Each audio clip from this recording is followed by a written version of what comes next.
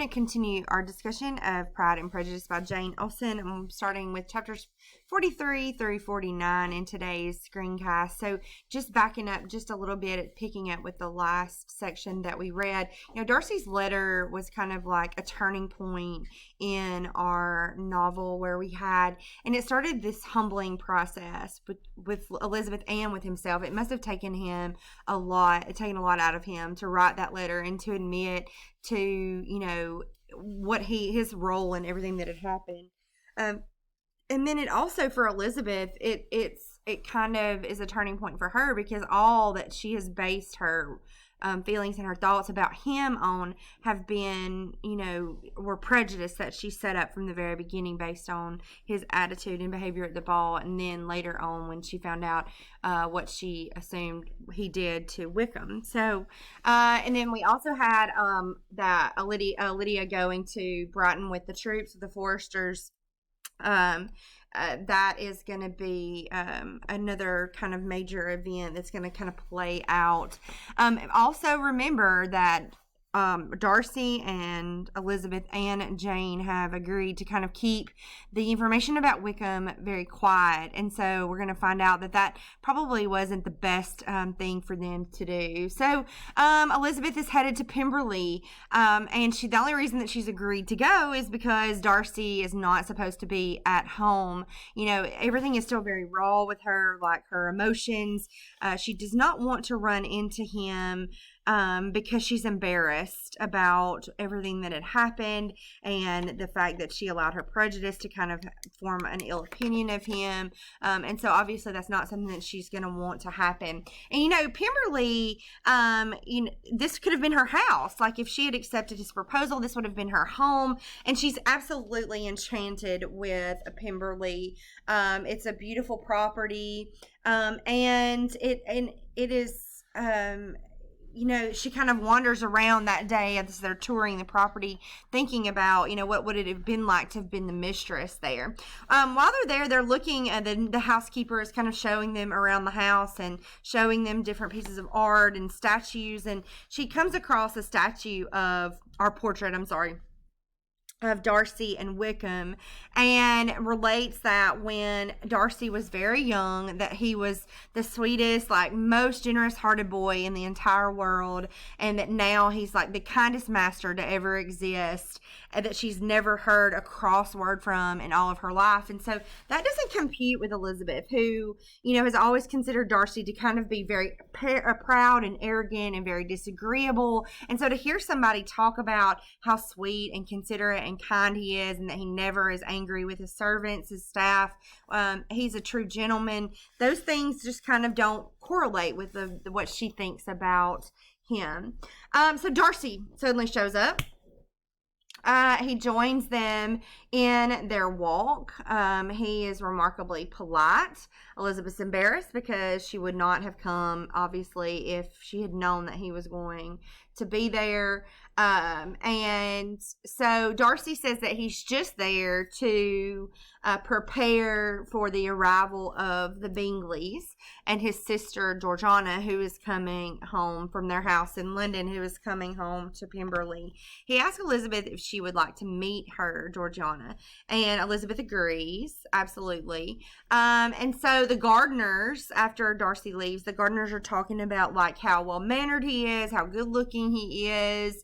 And they're like, are you sure you're talking about the same guy? Because this guy that you've been describing to us, this is not that guy. So obviously she's just really confused. So the next day, Darcy and Georgiana pay a visit to Elizabeth at her inn. They invite the Gardners to dine with them at Pemberley. The next morning, Elizabeth and Miss Gardner pay a visit to call on Miss Darcy, and the Bingley sisters are there, including the very jealous and very hateful Miss Bingley. And so Darcy comes in to kind of visit for just a second, and Miss Bingley's got to make one of those jabs that she's really well known for. So she makes a spiteful comment about the presence of the departure of the militia from Meryton, and how it must be a great loss for her family, trying to embarrass her in front of Darcy, which is what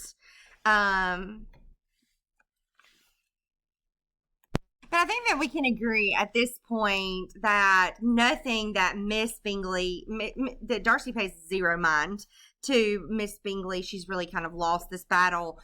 And that just shows her poor character, that she continues to try to undermine Elizabeth and embarrass her and poke fun at her and that kind of thing. She's lost this fight. Darcy has no intentions to pursue anything with her, and she just needs to give it up. She's not gonna let it go though.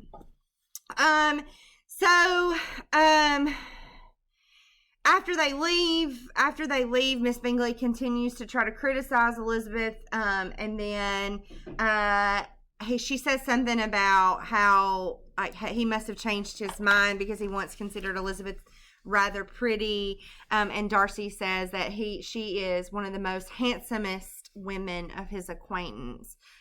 So take that, Miss Bingley, put that in your pipe and smoke it. All right, final thoughts from this section. I want to talk about Pemberley for just a second, because Pemberley is kind of a symbol. There are not a lot of overt symbols in our novel. The symbolism is very minimal. Like, she really relies more on dialogue than description. But Pemberley is a shining symbol for who Darcy is. She's enchanted, Elizabeth's enchanted with the beauty and the charm and the countryside that surround Pemberley. And then she's talking about the stream that runs beside the house, and she says, in front, a stream of some natural importance was swelled into greater, but without any artificial appearance. And that kind of sums up Darcy, like, in whole. He possesses a natural importance, obviously. He's wealthy. He has a lot of property. He's landed gentry. Like, he's definitely has a reason to be, self-important, because he is. But he does that, and yes, it is kind of like articulated by his arrogance. But he is genuinely honest, always, like, too honest, like brutally honest.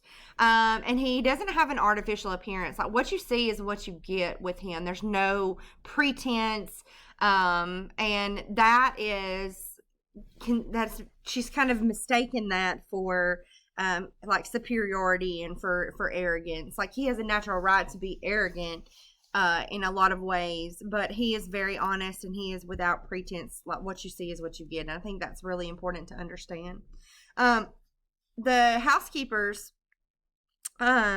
discussion about him kind of like helps her, like, breaks down that final wall of prejudice, because she is able to see how hasty she made a judgment about him when she hears other people talk about, like, how wonderful he really is. And so the ability to kind of admit that it shows her maturity. Like, hey, I was wrong. I should not have made a judgment too hasty for him. And then obviously our couple comes back together, which makes the reader happy, because we hope that now it's going to work itself out. Okay. In chapters 46 through 49, Elizabeth returns home and she finds 2 letters from Jane. The first one relates that Lydia has eloped with Wickham, and the second one details that they have not yet been found. I kind of go into detail about this when I talk about on the screencast on Wickham and how dangerous it was for a young unmarried woman to participate in kind of an elopement or with an unmarried man, and why that is so dangerous. And it's really based on this. Like, if they do not get married, if they are not found and they do not get married, then not only Lydia's reputation is going to be ruined, but the entire family is going to be ruined. No one is going to want a daughter or a wife out of the Bennet sisters when they have a sister that has kind of thrown herself at a man and is living unwed, because it was absolutely improper. And so obviously Elizabeth blames herself, because if she had just said something about it to someone, then maybe it could have been prevented. So she rushes out to tell the Gardiners the news, and Darcy appears. They kind of run into each other. Elizabeth relates to him, and now Darcy's kicking himself because he should have exposed Wickham when he had the chance.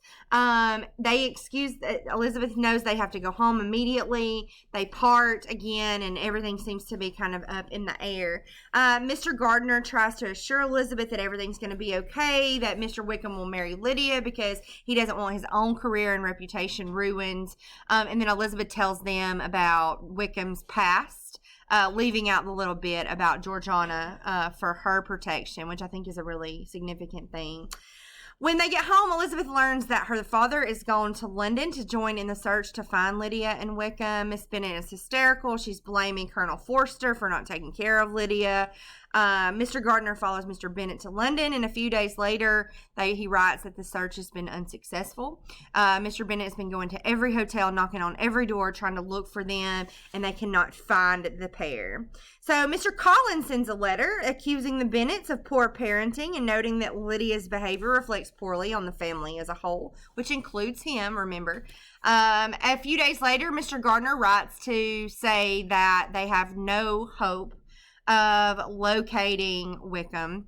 They have not been able to trace him through his friends and family, and that Mr. Bennet is returning home. So 2 days after Mr. Bennet gets home, Mr. Gardner writes to tell him that Wickham and Lydia have been found, and that Wickham has agreed to marriage if the Bennets will guarantee him a small income.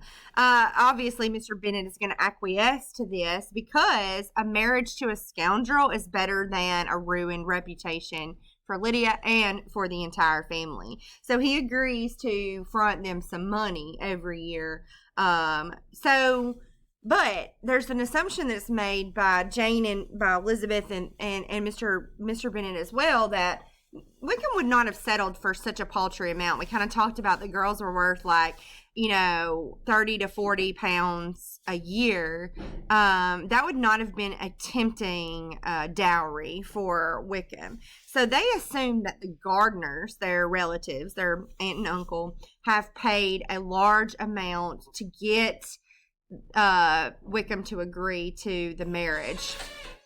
Not a farthing less than 10,000 pounds, which by my calculations is $800,000. Okay, so Mrs. Bennet, of course, is super happy that her daughter's getting married. She has no embarrassment over the situation that has happened. She's only thinking about how joyful it is that her youngest daughter is the first to get married of her children. But her husband refuses to allow Wickham and Lydia to visit because they created such a scandal, and he refuses also to pay to purchase new clothes for Lydia as a married woman, and so that makes her upset because let's worry about the important things, right? A couple of final thoughts really quickly. I think that it's really significant that Darcy is the first person that Elizabeth turns to, which is kind of indicative of the closeness that they are developing between them. They have that shared sense of guilt, so that makes them kind of like soldiers in arms here. And it gives them kind of a common purpose. It unites them emotionally. Hey, we're both at fault. We should have made him out to be the scoundrel that he was to everybody, exposed him publicly so everybody would know. The first person Miss Bennet blames is Colonel Forster instead of herself. There's no self-reflection here. They are the ones. Miss Bennet is stupid. I'm just going to say that out loud because it's really just the truth. There's not another adequate word for who she really is. And she worries about all the wrong things. And Mr. Bennet's indifference and his lack of responsibility for his children and their actions, this has caused this. It is not because Colonel Forster took his eyes off of Lydia. They've allowed her to just kind of run freely, throw herself at men. They haven't kept her in check. They haven't made her behave properly. And it's this lack of refinement from the parents that Darcy is talking about when he's talking about the family is not suitable for a match. You don't want to marry into a family like this. Unfortunately for Jane and for Elizabeth, that this is the case. Once again, the Gardners have stepped forward to save the day. And, that is another thing. They act more like the real parents here than the Bennets ever do. We'll pick up next time in the next set of chapters.